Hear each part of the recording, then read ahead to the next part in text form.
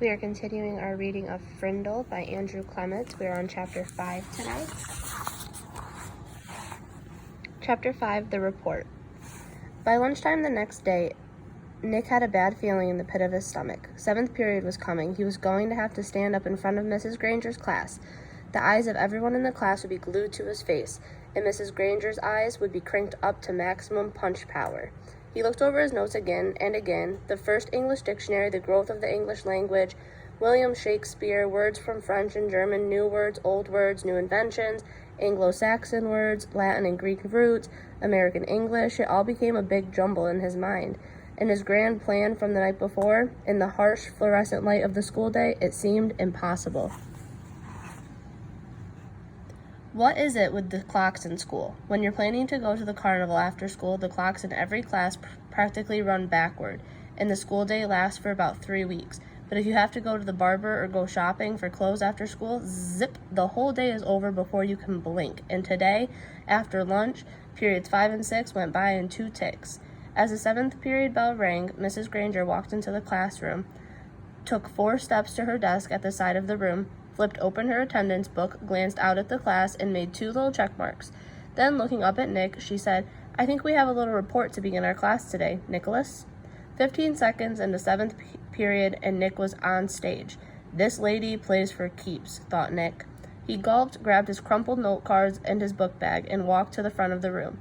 He stood next to the giant dictionary on his little table, and Mrs. Granger walked to the back of the classroom and sat primly on a tall stool next to the bookcases. She was wearing her blue uniform. Taking a deep breath, Nick began. "Well, the first thing I learned is that the first English dictionary..." Mrs. Granger interrupted. "Excuse me, Nicholas, but does your report have a title?" Nick looked blankly at her. "A title? No, I didn't make a title." "Class, please remember to include a title whenever you prepare an oral or written report. Now please go on, Nicholas," and she smiled and nodded at him. Nick began again. Looking right at Mrs. Granger, he said, "The dictionary." A couple of kids thought that was funny, but Nick played it straight and just kept talking. "A lot of people think that the first English dictionary was put together in the 1700s by a man named Samuel Johnson. He lived in London, England. He was real smart and he wrote a lot of books, and he wanted all the other smart people to have a good dictionary to use. So he made one. But there were other dictionaries before his. The thing that was different about Johnson's dictionary was its size. First of all, he had over 43,000 words in it. The class made a bunch of noise at this big number, ooh and wow and stuff like that, and Nick lost his concentration. He glanced up at Mrs. Granger, expecting to see those eyes drilling a hole in him, but they weren't. They were almost friendly, in a teachery kind of way. She shushed the class and said, "Go on, Nicholas, that's a fine beginning." Nick almost smiled, but he saw all the kids staring at him, so he gripped his note cards even tighter and jumped back in. The other thing that Samuel Johnson did that was special was to choose the words he thought were most important, and then give lots of examples showing how the words got used by people. For example, he showed how the word take could be used in 113 different ways. Nick's report went on smoothly for 12 minutes. Nick was surprised at how easy it was to stand there and talk about this stuff. At the end of the first 5 minutes, Mrs. Granger had to stop Nick again to say, "Class, it is not good manners to yawn out loud or put your heads down on your desk when someone is giving an oral report." No one in the class cared one little bit about the report, except Mrs. Granger. Every time Nick glanced up, she was smiling. Her eyes were not the least bit icy or sharp. She was eating this stuff up, listening and nodding, and every once in a while she would say, "Very good point," or "Yes, that's exactly right." By the next time Nick looked up, he saw Mrs. Granger sneaking a look at her watch. 18 minutes gone. Maybe his idea was going to work after all. Time for phase 2. Reaching into his book bag, Nick pulled out the red dictionary he had brought from home, the one most of the kids had, the one Mrs. Granger said they should use. Nick said, "This is the dictionary that I use at home for my vocabulary work, and I opened it up last night to the very front, and right there I found out a lot about how the dictionary was made. Right in this book, so I thought about some of the ideas would be good as part of my report. It says here," Nick looked up. Mrs. Granger got off her tall stool, and its wooden legs made a screech on the linoleum. Heads snapped to attention, and the class was alert again. Mrs. Granger smiled, raised her eyebrows, and pointed at her watch. Nicholas, I think the class should read that at home themselves. Now, John's hand was up in the air, and at Mrs. Granger's nod, he said, "But I don't have that dictionary at home, Mrs. Granger. I have the blue one." And several other kids immediately said, "Me too." Mrs. Granger tried not to show that she was annoyed. "Very well, Nick, but it shouldn't take too long. We have other things to do today." Nick kept his eyes open wide and nodded, adjusted his glasses on his nose, and began to read.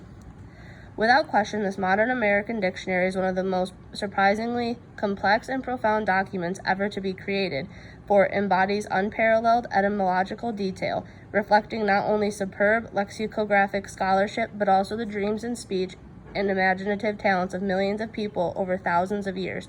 For every person who has ever spoken or written in English, he had a hand in its making. It was a long article, and the kids were bored to death, but no one looked bored at all. Every kid in the room knew that this period was more than half over, and that Nick's report wasn't just a report. It was one of the greatest time wasters he had ever invented. Mrs. Granger knew it too.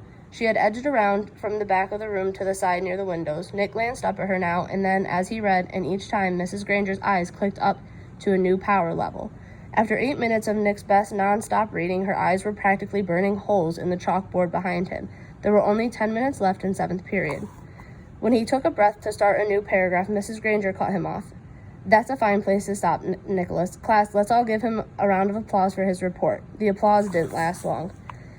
As Nick took his book bag and notes and sat down, Mrs. Granger's eyes went back to almost normal, and she actually smiled at him. "Although your report was a little long," she paused to let that sink in, "it was quite a good one, and isn't it fascinating that English has more different words than any other language used anywhere in the world?"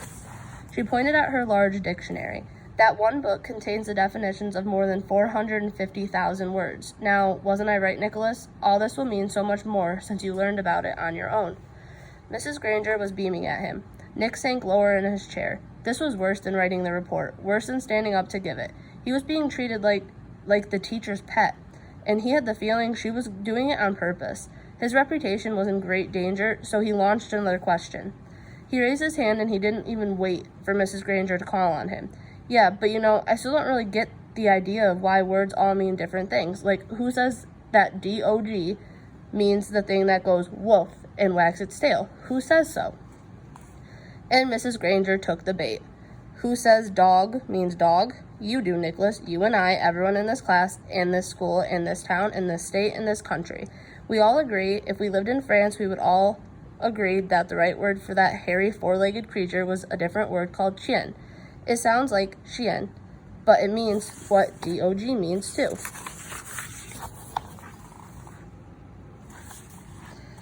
And in Germany they say Hund, and so on, all around the globe. But if all of us in this room decided to call that creature something else, and if everyone else did too, then that's what it would be called. And one day it would be written in the dictionary that way.